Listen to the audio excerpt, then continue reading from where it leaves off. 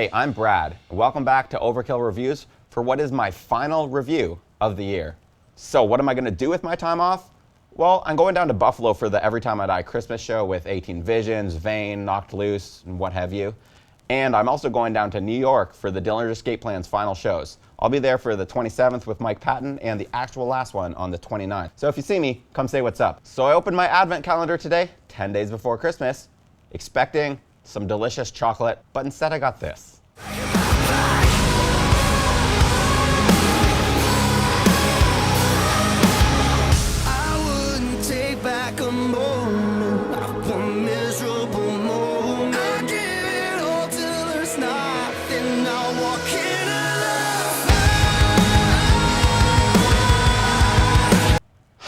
Yep, so I was hoping for chocolate, but I got that.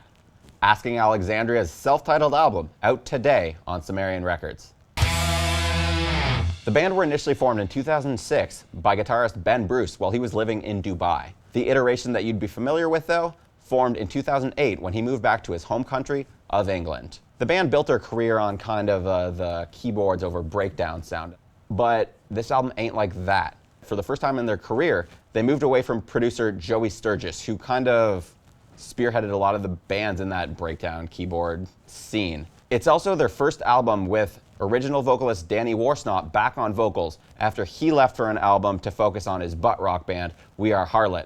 And he also released a country album while he was gone.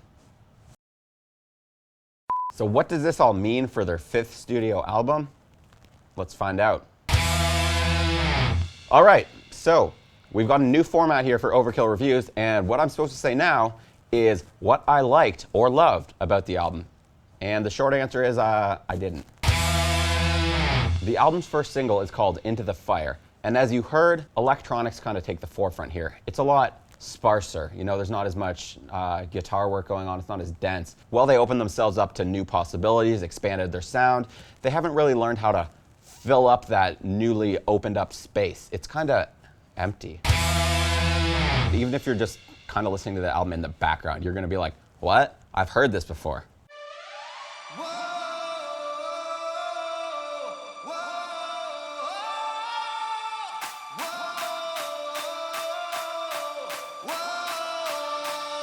There's a world past the curtains of eager excitement, the sea of impatience, waiting incitement. It's all so enticing, it's all mesmerizing, it's all hypnotizing, the rhythmic beguiling. No, like really, that song sounds like My Songs Know What You Did in the Dark by Fall Out Boy.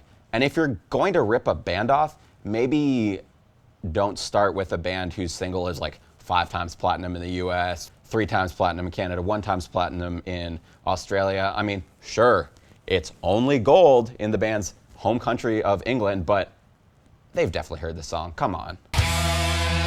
So they're not exactly breaking any boundaries here. Instead, they're kind of just copying others. But despite that, they have a song on here that is basically them jerking themselves off for being so great and pushing all the boundaries. The song is called Where Did It Go? And it's about, you know, the band posing the question, where did everybody's passion for innovating and making all this cool new music go?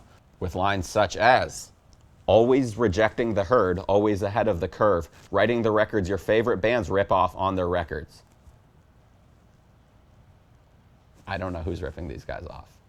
The second verse references all of their albums in grandiose fashion. And when they're talking about this one, they say, this one, the I'm the King one, the I don't care, I'ma do my thing one, the breaking every fucking rule in the book one, now fuck you all. Now ain't that some shit? So they talk about breaking rules, pushing boundaries, but when they try to do that, it doesn't really work. Such as the song Empire, which starts out with a completely misplaced rap part. I don't dislike rap. I actually quite like some of it, as you can tell. But this is just weird. It doesn't fit. It comes out of nowhere. If you're listening to the album and, you know, in the background, not paying attention, this will pique your interest. It'll be like, what? But it won't be like, what? This is cool. It'll be like, what the fuck? Actually, the chorus of this song is decent, but the rap part kind of just throws it off. The choruses on the occasional song, especially the ones where they focus on being guitar driven, not so much focused on the electronics, is pretty much the only strong point of the album. I really did give this album plenty of chances. I basically listened to it on my whole bus ride to and from Buffalo in preparation for this. And I did find a part of a song that I liked. What's wrong with you? Who the fuck is me? Why can't you know? Why can't you know?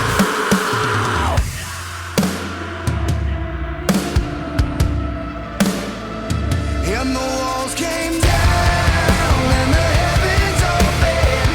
It's too late to claim your innocence once the trust is broken. The chorus is good on this song, Eve, which is more guitar driven. Unfortunately, it also has some semblance of the band's earlier, heavier metalcore self, and it really just drags it down. Eve was actually what the album was going to be called. This was, like, I think one of the first songs that they were recording with Warsnop back in the band.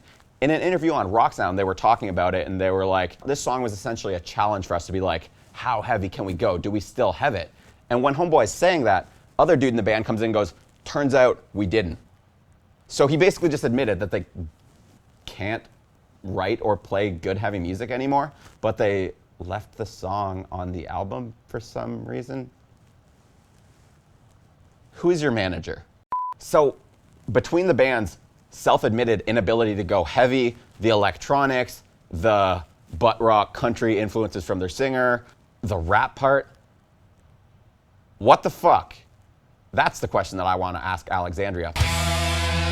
You know, you might be thinking, hey, this guy just doesn't like this band. But actually, a few years back, I reviewed their third album, From Death to Destiny, for Exclaim, and I was surprised that there were parts that I liked. Again, mostly the choruses. The heavy parts kind of seemed phoned in as, like, you know, fans were expecting the band to do that. So they were just like, I guess we still have to do this heavy stuff. But what I really wished was the band would just embrace their love of glam and hair metal. I mean, they've covered Motley Crue, they've covered Skid Row, they've appeared on stage with Sebastian Bach. Clearly they like the hookier side of metal, and I wish that they would have just gotten rid of the screaming. Unfortunately, I wasn't expecting them to get rid of the guitars when they did so. I wanted riffs, man. I wanted them to follow Avenged Sevenfold into that territory. But unfortunately, Asking Alexandria are to Bring Me the Horizon what Atreyu are to Avenged Sevenfold, which is a band who kind of followed in their footsteps, moving away from their original sound after that band had success, and just didn't have as much success as they did. And then Atreyu moved back to being heavier, and I wouldn't be surprised if we saw Asking Alexandria doing that in the future. See, the thing about this album is I listened to it a lot in preparation for this review. As I tend to when I don't like an album, I'm like, is there something I'm missing here? But they're writing a poppy album. I shouldn't have to listen 6, 7, 8 times for me to be like, I remember the hook here, I get it. When I first heard Bring Me the Horizons, That's the Spirit, I listened to it once, I'm like, that's it. I know the whole fucking album. I can sing the whole thing basically now. And that just wasn't the case here. So, after all of that, I'm giving this album 1 out of 5 skulls on Overkill Reviews. There aren't a ton of new releases coming out around now, so I'm gonna give some recommendations from the past month or so. I've seen the comments, everybody's talking about the new Cavalera Conspiracy, asking why we didn't review it. Well, it's great. It's the closest thing we're gonna get to Old Sepultura in the year 2017. Also last month, Zao put out a new EP, which is kind of a companion piece to the album that they put out last year. They're both worth checking out. They're kind of like a chaotic metalcore band with super corrosive vocals. Oh shit, speaking of chaotic metalcore stuff, Employed to Serve put out a new album earlier in the year called The Warmth of the Dying Sun. Check that one out too. Anyway, that's it for me this year. Bye.